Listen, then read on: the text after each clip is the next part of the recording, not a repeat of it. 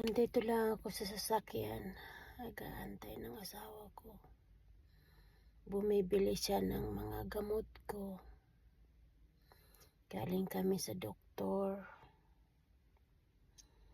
Sinusubukan ko na hindi ako mahiging sumabak na naman sa mga operasyon. Dahil takot na ako ng mga opera. Kakayanin ko.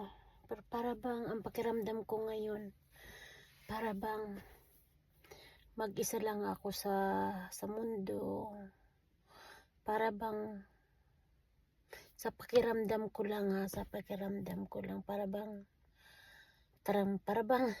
walang nagmamahal o walang ang hirap. Para bang mag-isa lang ako, pero hindi naman totoo yan.